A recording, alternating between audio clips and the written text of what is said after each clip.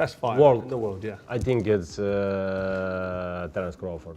Tell y'all, Crawford ain't getting knocked out. He ain't getting knocked out. Look, where the evidence is supporting that? Where is the evidence supporting that? Just because y'all think he light in the ass, y'all think that's just it? Give me a number. He has an 85+ chance to beat Canelo. Why?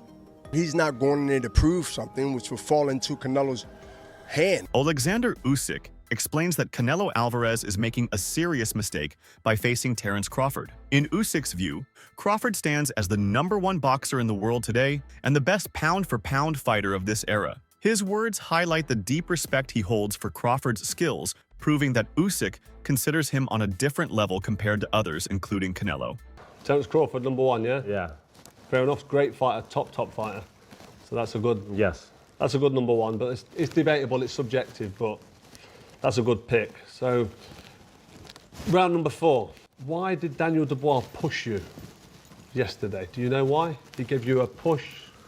I don't know. Maybe Daniel afraid me. I don't know. Terence Crawford enters this fight with a level of confidence that borders on absolute certainty. He has made it clear that victory is not a possibility but an expectation. For Crawford, there will be no room for excuses because he sees himself as the more skilled fighter who has prepared for every possible scenario. This mindset reflects not only self-belief but also years of experience dominating opponents across different weight classes. When a fighter projects this kind of assurance, it often creates psychological pressure for the rival.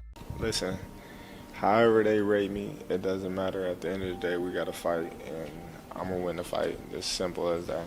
Can I ask you about if there's any rematch clause with this fight with Canelo? No, it's not. Is that something you push for? No, I didn't. And is any weight restrictions to the fight at all? No, it's not. A lot of fighters would like to put on a weight restriction to this type of fight. Why didn't you want to do that? Because I want him at his best. I don't want no excuses. I don't want no, reasons why, he didn't feel good or anything. I want him at his best. Crawford's coach has issued a direct warning to Canelo Alvarez, emphasizing that his fighter's ambition cannot be underestimated. According to him, once Crawford sets his sights on a goal, there is no turning back. This trait has been evident throughout his career, as he has consistently taken on challenges others thought impossible. Moving up to face Canelo is another extension of this mentality. The coach stresses that Crawford's determination is not just about physical training, but about mental toughness and discipline. He pushes himself relentlessly, and that unwavering focus has been the key to his success. The one thing about Crawford is he got guts. Them bums ain't have no guts. Them bums didn't want to win. Crawford want to win. That's it. It ain't about no belt. It ain't about nothing. You didn't sign the contract. We want to win, and he want to be the best, and he is the best. So that's what's going to be the difference. Crawford got guts. He got a fighting spirit. So when you see Crawford, he going to go in there and get busy with Canelo. Don't you even doubt that. You understand? You ain't never seen Crawford stay on the back foot in no fight in his life.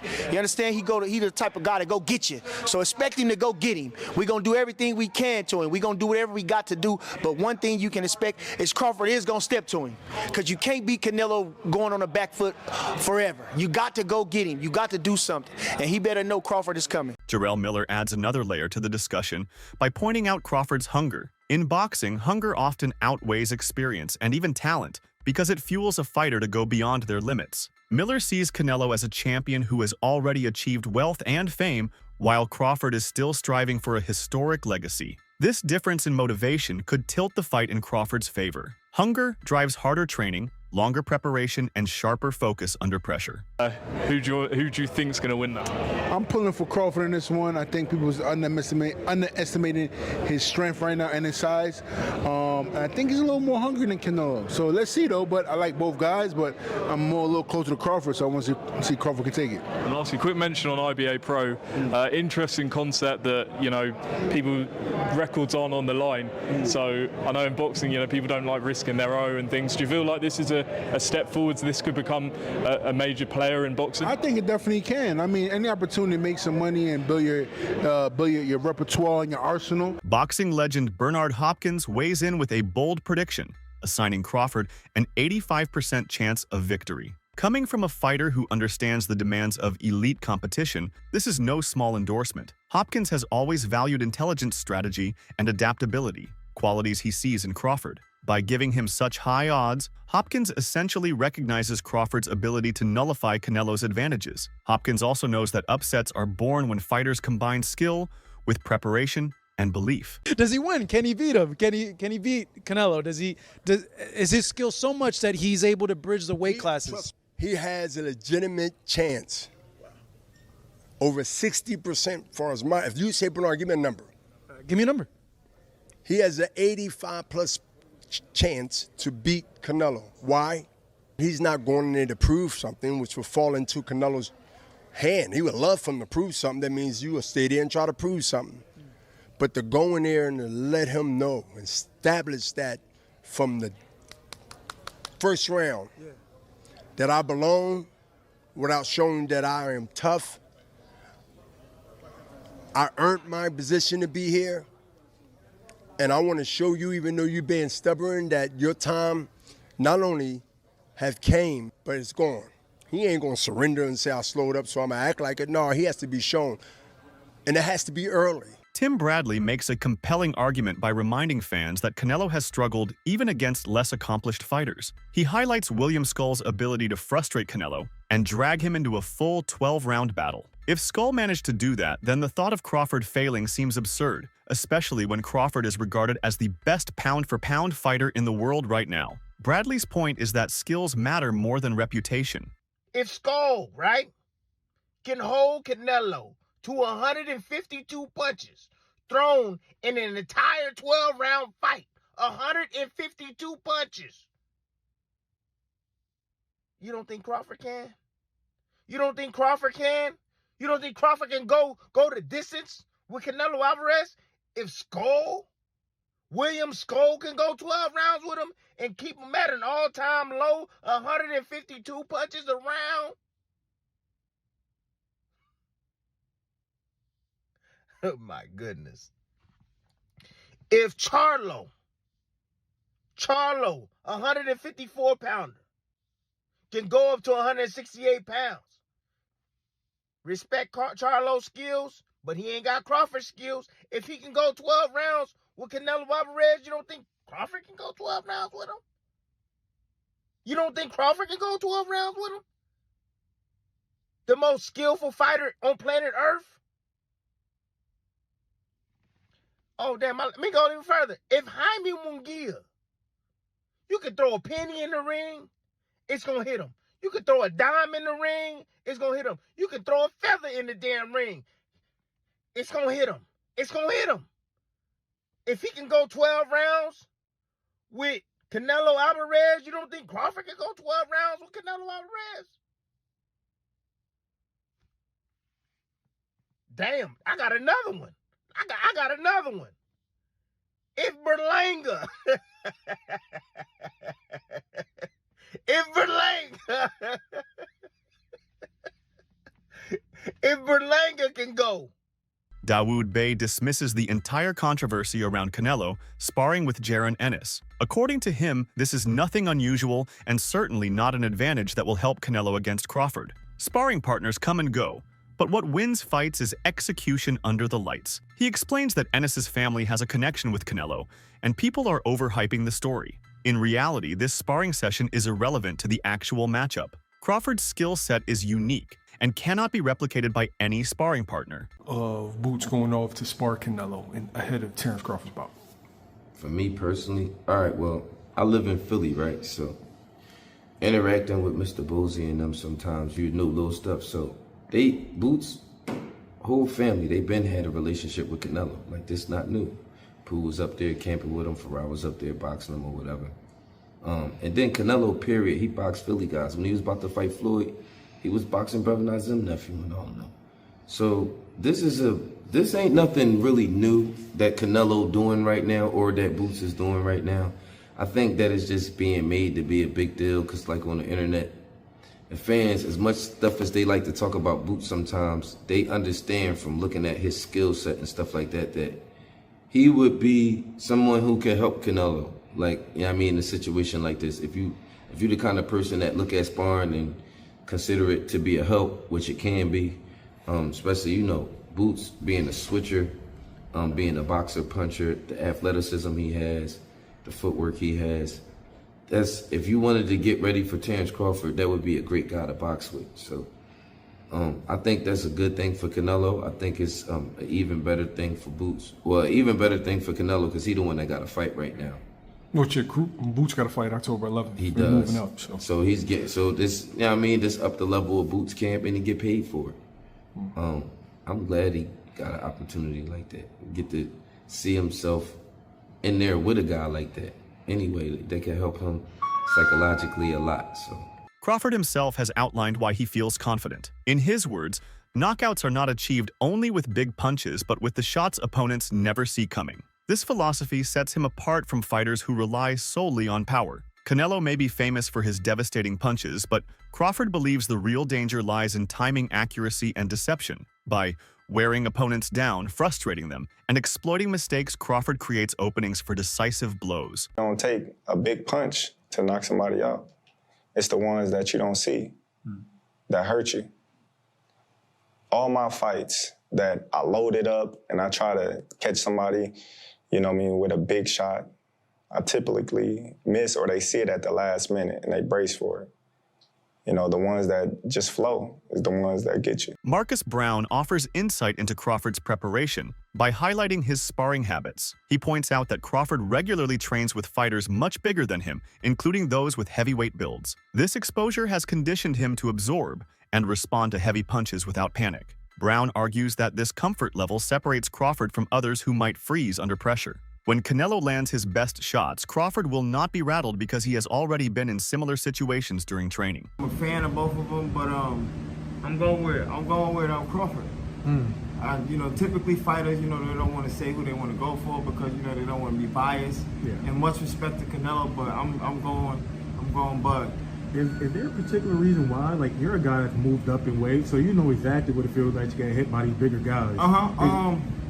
Is that something that's going to play in the back of his head? Like, of course, gotta watch out. It is, but it's not. Because at the end of the day, it's not like he just been in there, got in there with somebody bigger than him. He's always probably been sparring with bigger guys. You know what I'm saying? It's that boxing IQ, which, you know, William Skull didn't put up no fight, but he showed somewhat of a blueprint to get this guy, you know, in a space where he's confused. Yeah. And he can't touch the target that's in front of him. Yeah. You know what I'm saying? And I just think Bud got that IQ.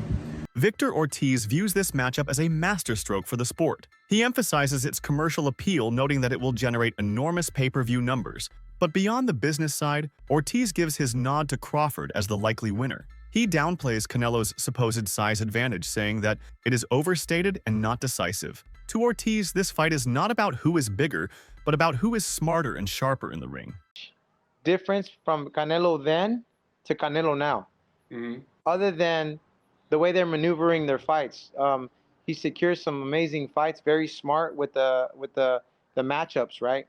He'll go find somebody of this weight class that is yes, he's undefeated, yes, he's got this and that, but they fought nobody.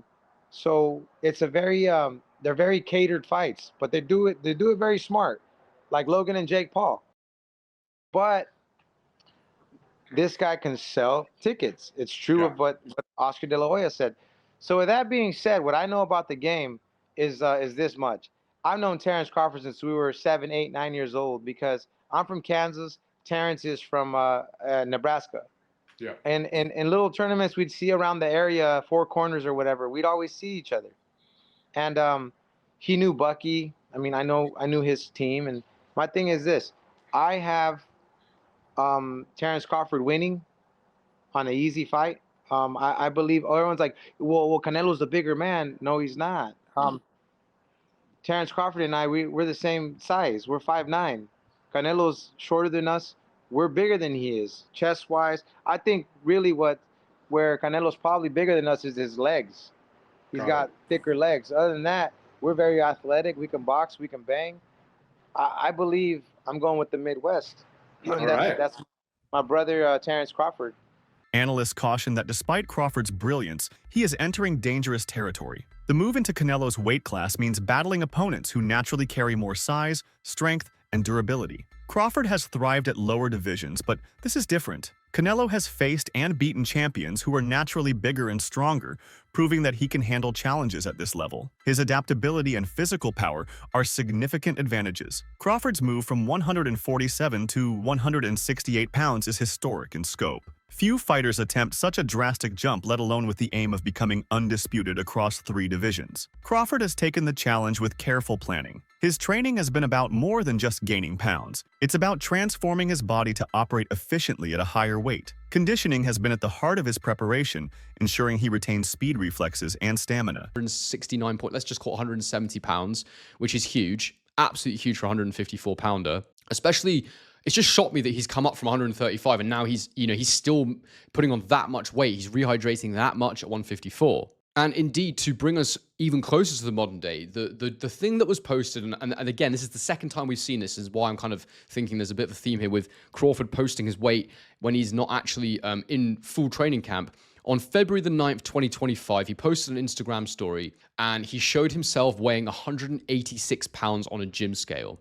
Now, that's so much bigger than I imagined Crawford would be. I never thought this guy would walk around at 186 pounds. Which for anyone who needs the conversion is just over 84 kilograms. And now look, it's not an unthinkable weight for someone, but for someone who has fought as low as Crawford has, who is generally as lean and as in shape as Crawford is, that's a lot of weight. Amir Khan offers a detailed defense of Crawford's chances. He praises Crawford's ability to land precise shots that accumulate damage over time, especially to the body. These tactics prove decisive in his win over Errol Spence, and Khan believes they can be equally effective against Canelo. Crawford's ability to dictate pace frustrates opponents into making errors, which he then exploits. Khan argues that many underestimate how skill can overcome size, and that Crawford's arsenal is perfectly designed for such situations. The build-up has showcased a new side of Crawford. His push against Canelo during the face-off was more than theatrics. It was a statement of intent. Analysts like Showbiz the Adult interpreted this as a clear psychological play aimed at proving that Crawford is not intimidated. He is stepping into the fight with an aggressive mindset determined to seize control before the first punch is thrown. This kind of psychological warfare matters because it sets the tone for the clash. Crawford is not only preparing to compete physically, but also to win the mental battle early. Fighters, Canelo's a friend now after our fight we had, and also Crawford had shared training camp with him as well. It's a good fight. Well, I'm not going to say too much. Okay. I'm going to save it till on the day of the fight. Okay. But look, it's going to be a mega fight. Honestly, it's hard to pick the winner. Yeah. But like I said, it's a close one. I know you said you don't want to say too much, but when people talk about Crawford boxing on the outside and using it as a movement, almost making it boring in a sense, do you think he can do that with the added weight that gets put on and him boxing in that certain style that we haven't really seen him box like before? In terms of boxing on the outside and almost sort of that stick and movement type. Talking about Crawford, yeah? Crawford, yeah. Look, Crawford's going to probably do the same thing that he knows best, which is box, be smart, slow movements, small steps. So only small steps he's taking. So I mean, look, and it's always worked for him. Every fight he's been in, we thought that the fight with Spence was going to be hard, and he made it look so easy. Now, we've never really seen him in a hard fight where we've seen him in trouble, so maybe this could be the fight that puts him in that trouble to see what he's going to be like when he's under pressure. Yeah. You know what I mean? We've never seen either fighter under pressure, like a lot of pressure. I mean, you can't say... Maybe Golovkin for Canelo, I guess you could say. Exactly, yeah, Golovkin, yeah. But other than that, I don't class the Mayweather fight a hard fight, because Mayweather just a runner, wasn't he? Yeah. But, I guess Bivol had the size Bivol had the size advantage, but this one, I think Canelo has the size advantage. But then again... Andy Lee concludes by emphasizing the overall importance of the fight. He rejects the idea that Crawford is too small and highlights the physical transformation Crawford has undergone. To Lee, this matchup represents boxing at its best: skill versus power, speed versus strength. He insists that Canelo's size does not guarantee success, because Crawford's agility, creativity, and tactical flexibility could equalize the fight. This viewpoint reflects the anticipation surrounding the event. It is not merely another bout, it is a clash that could redefine legacies and excite fans worldwide. Because like every good fight, no one really knows the skill and competitiveness and ring craft of Crawford or you know, you can say the same things about Canelo, but just he has that size. And but I see Crawford in New York when Hamza fought Berlanga, and he doesn't look too small anymore. He's filled out a lot. He looks quite big. It's a great fight. I think they're equally matched in skill. That's it for today's video. Stay tuned. Until next time.